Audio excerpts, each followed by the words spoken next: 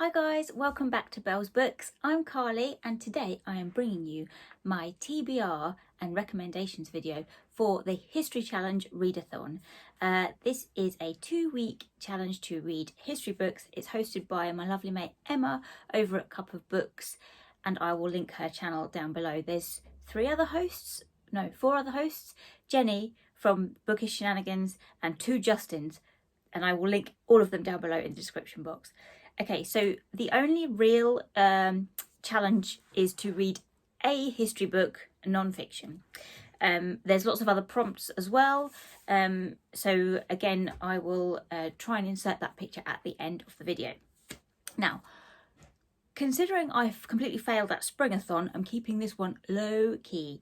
So my TBR is very short. It's 2 weeks. The first thing I'm reading is a buddy read with Emma. And we are reading Gentleman Jack, which is a biography of Anne Lister, written by Angela Steidele. I hope that I've said that right. This is based on Anne Lister's diaries. Now, I watched the drama of Gentleman Jack a while ago and absolutely loved it. And I've been wanting to get to this ever since I watched that. Dan bought this for me for Christmas.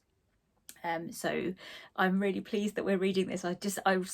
I've started reading it today and just already messaged everyone like, this is a bit raunchy, exciting. So yay, I'm definitely going to read this. This is has to be read this week. So that's exciting. Then, because I didn't even think about this until Jenny mentioned it on her channel, but also I really want to get to Hamnet, and it's historical fiction. So hopefully I'll be reading this in the second week of the readathon. This is obviously all over BookTube at the moment, about Shakespeare's wife, Agnes, and his son Hamnet, who dies. And I know this is well loved and people have been raving about it, so I've really wanted to get to this, and I think, well, I can claim this in this readathon. It's historical fiction. Bang! That's on my list. So those really are the only 2 books that I am setting my sights on for this 2-week challenge, because I'm a slow reader, and the Gentleman Jack one is the only one that I definitely want to get finished because I'm buddy reading it with Emma. Then next, I would quite like to have a look at Living in Squares, Loving in Triangles, which is by Amy Licence, and it is a book about the Bloomsbury Group, most notably Virginia Woolf, and so it looks at all of the Bloomsbury Group and the way that their lives were kind of reflective of their artistic practices, in terms of like the way that they used to, like, you know, love different people, and although they were married, like Virginia Woolf was married to Leonard Woolf, she had relationships with women, so it looks at all of those relationships, I think, and it just sounds really interesting. So I've been wanting to get to this for a while. Probably not going to make it in 2 weeks, but that's on my backup plan anyway. Now I've got some recommendations. Well, these are actually books that have been on my shelves for a long time. Now, I don't read that much history, but I have got a few history books. So these recommendations are books that are on my TBR that I've heard good things about, and some from Dan, because my partner Dan, he only ever reads non-fiction history. So a couple of these are books that he has read and loved, and therefore are now on my TBR. So I want to get to them too. So first up, this is one of mine that I bought after a mild obsession with Downton Abbey, Up and Downstairs, The History of the Country House Servant by Jeremy Musson. I'm a big Downton fan. When I was younger, I'm sure I used to read stuff from the perspective of servants in big houses, and I absolutely adored it, and I've been wanting to get to something like that ever since. So this is a non-fiction about, and I think it's looking at memoirs and letters and research from servants that used to work in these big houses. Got pictures in the middle, which is always fascinating when you can see like pictures of, you know, all the servants in those days when they all used to work in those big houses. And I've got a few of these kind of books, so this is one that I've had a while, and I might dip in and out of. Excellent for Downton Abbey fans. The next one is Century Girls by Tessa Dunlop. Now this is, it's like a mini biographies of 6 different women who were born on or before 1918. So I think this was released on the centenary of when women got the vote in 1918.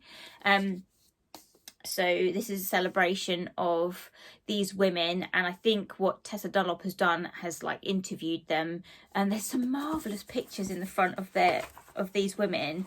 They're beautiful.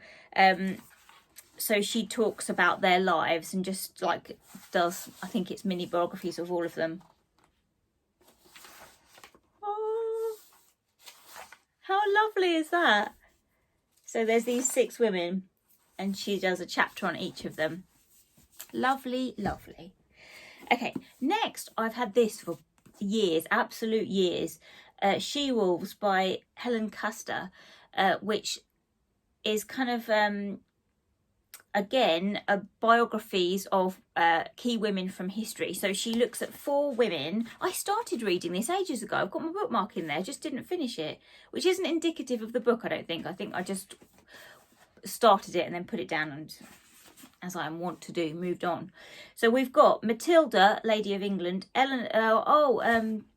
people have been talking about this. Eleanor of Aquitaine, because there's another book about her doing the rounds at the moment. Isabella of France and Margaret of Anjou. So these are like the fierce women, the precursors to Elizabeth I, that have kind of paved the way for strong women in history. So again, another one I want to get to. Been on my shelves for a while. Probably won't get to it in this readathon, but this is the kind of book I like. Okay, next is Dan's Choice, and this is a bit of a strange one here. It's Ballad Tales, an anthology of British ballads retold. Now, I'm kind of claiming this for history because it's a history of ballads, although they are short stories, so it's not non-fiction. It's short stories based around old British ballads, which I just find as a fascinating concept. Also, you can read this one for, I think there's a prompt about folklore and myth, and all of these are based on folklore and myth. I'll tell you some of the what these stories are about because it's fantastic. So we've got here you will find tales of cross-dressing heroines, lusty pirates, vengeful fairy queens, mobsters and monsters, mermaids and starmen. Now, what is not to love about that? And he said it's marvellous, so I want to give it a go. Next, I have got The Secret Life of Bletchley Park by Sinclair McKay, and I think I picked this up when I was actually in Bletchley Park because this hits my the prompt of local history, because Bletchley is just up the road from where I live. I've visited it a few times and it's a wonderful, wonderful place. So Bletchley Park is where they did the code breaking in World War II. It's where Alan Turing developed the the bomb machine, can't remember what it's called, which cracked the Enigma code, and this is about the lives of the men and women that worked at Bletchley Park doing all that amazing work during World War II, and yeah, just another one that I've wanted to get to, and it's got pictures of them in the middle. That's what I love about non-fiction books. All right, next I have a recommendation for my favourite historian, Dan Jones. I haven't read this. I bought this when I went to see Dan Jones.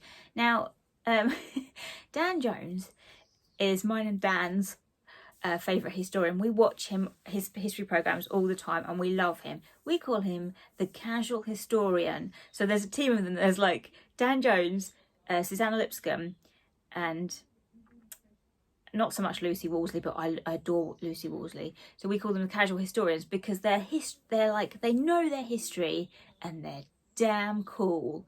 And my Dan has read a lot of Dan Jones's books, and he says that they're they're written in a really engaging kind of like almost like a novel. So this one I picked up when we went to see him at an event at Heifer's in Cambridge. He was talking about his new or his latest book, which was The Crusades.